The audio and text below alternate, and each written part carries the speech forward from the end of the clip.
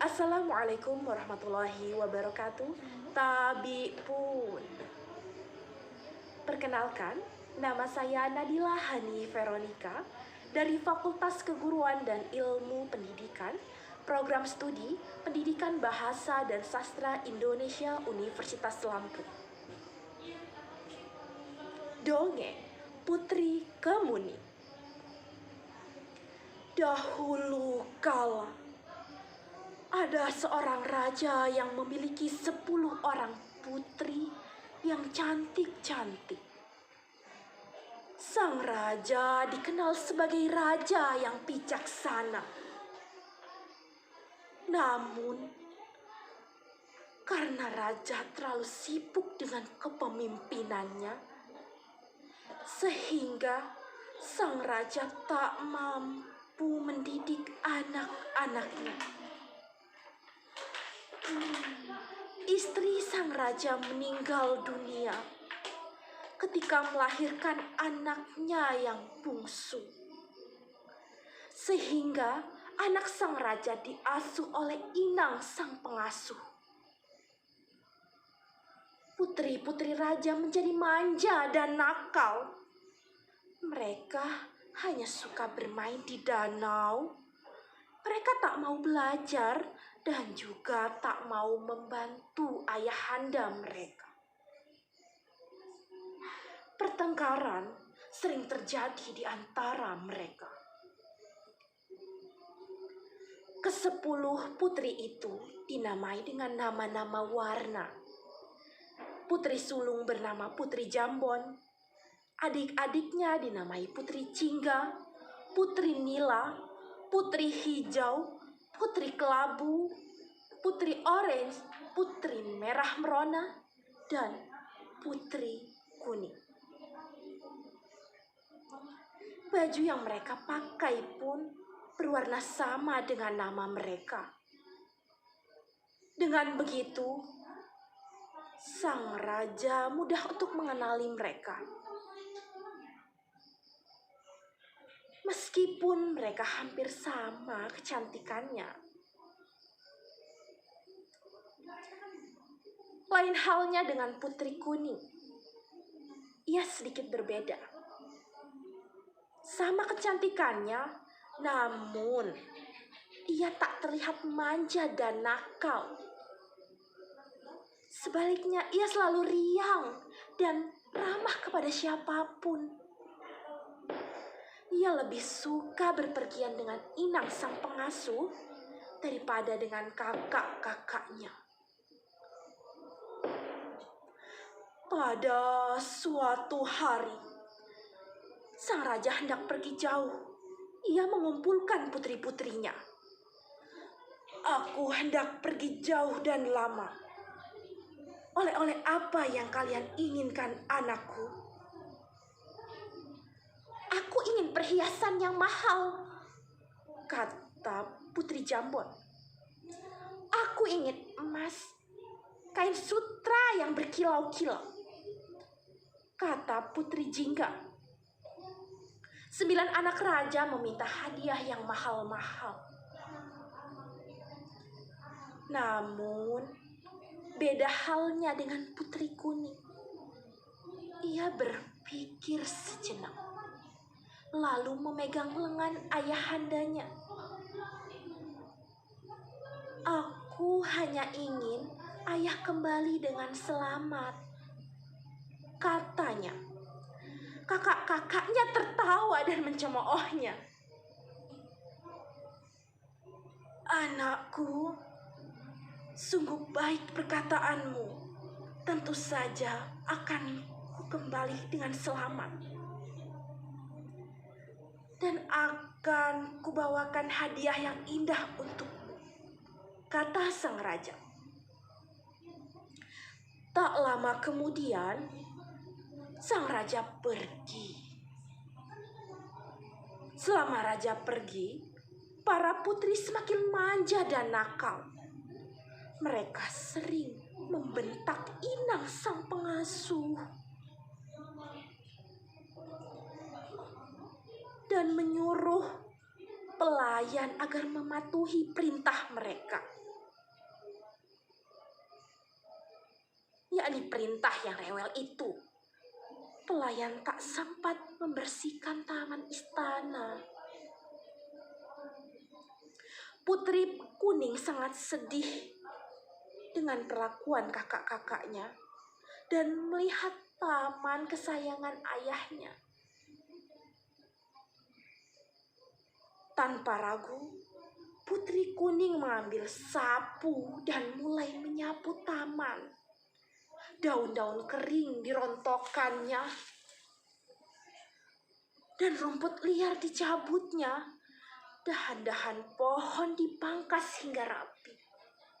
Namun, Putri Kuning berkeras mengerjakannya, walau sang inang pengasuh melarangnya.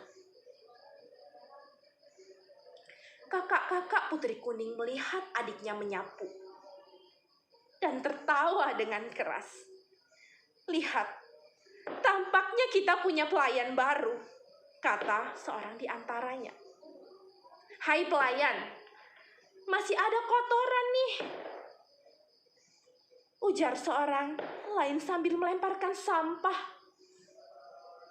Taman istana yang sudah rapi kembali acak-acakan karena ulah mereka. Putri Kuning hanya diam dan menyapu sampah-sampah itu karena kejadian itu pun berulang-ulang sampai Putri Kuning kelelahan. Dalam hati, ia bisa merasakan penderitaan para pelayan yang dipaksa mematuhi berbagai perintah kakak-kakaknya. Kalian ini sungguh keterlaluan. Mestinya ayah tak perlu membawakan apa-apa untuk kalian. Bisanya hanya mengganggu saja, kata Putri Kuning dengan marah. "Sudah aku bosan. Kita mandi saja di danau," ajak Putri Nila. Mereka meninggalkan Putri Kuning seorang diri. Begitulah yang terjadi setiap hari sampai ayahanda mereka pulang. Ketika sang raja tiba di istana, ke-9 putrinya masih bermain di danau. Sementara Putri Kuning sedang merangkai bunga di teras istana. Mengetahui hal itu, raja sangat sedih. "Anakku yang rajin dan budi baik, ayahmu tak mampu memberi apa-apa selain kalung hijau ini. Bukannya warna kuning kesayanganmu," kata sang raja. Raja memang sudah mencari-cari kalung yang berwarna kuning di setiap negeri. Namun, tak pernah ditemukannya. "Sudahlah ayah, tak mengapa. Batu hijau pun cantik. Lihat, serasi benar kan dengan bajuku yang berwarna kuning?" kata Putri Kuning dengan lemah lembut. "Yang penting, ayah sudah kembali. Akan kubuatkan teh hangat untuk ayah," ucapnya lagi. Mereka mencari hadiah. Kakak-kakaknya datang memamerkannya dan tak memperdulikan Putri Kuning atau menanyakan hadiahnya. Keesokan harinya, Putri Hijau melihat Putri Kuning memakai kalung barunya. "Wahai adikku, bagus benar kalungmu. Seharusnya kalung itu menjadi milikku, karena aku adalah Putri Hijau," katanya dengan perasaan iri. "Ayah memberikannya padaku, bukan kepadamu," sahut Putri Kuning. Mendengarnya, Putri Hijau menjadi marah. Ia segera mencari saudara-saudara dan menghasut mereka. "Kalung itu milikku," namun ia mengambilnya dari ayah.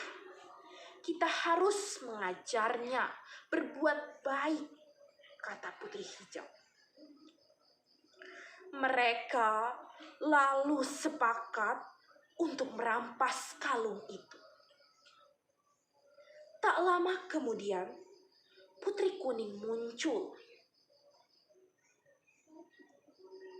Tak disangka, kakak-kakaknya menangkap dan memukul kepalanya. Dengan pukulan yang menyebabkan Putri Kuning meninggal. Astaga, kita harus menguburnya, seru Putri Jingga. Mereka beramai-ramai mengusung Putri Kuning, lalu menguburnya di taman istana. Karena ia tak menginginkan lagi kalung hijau itu. Sewaktu raja mencari Putri Kuning, tak ada yang tahu kemana Putri pergi. Kakak-kakaknya pun diam 1000 bahasa. Rajanya sangat marah. Hai para pengawal, cari dan temukanlah Putri Kuning. Teriaknya, tentu saja tak ada yang bisa menemukannya. Berhari-hari, berminggu-minggu, berbulan-bulan tak ada yang berhasil mencarinya. Raja sangat sedih. Aku ini ayah yang buruk, katanya. Biarlah anak-anakku kukirim ke tempat jauh untuk belajar dan mengasah budi pekerti. Maka ia pun mengirimkan putri-putrinya untuk bersekolah di negeri yang jauh. Raja sendiri sering termenung di taman istana memikirkan Putri Kuning. Suatu hari, tumbuhlah sebuah tanaman di atas kubur Putri Kuning. Sang raja heran melihatnya. Tanaman apakah ini?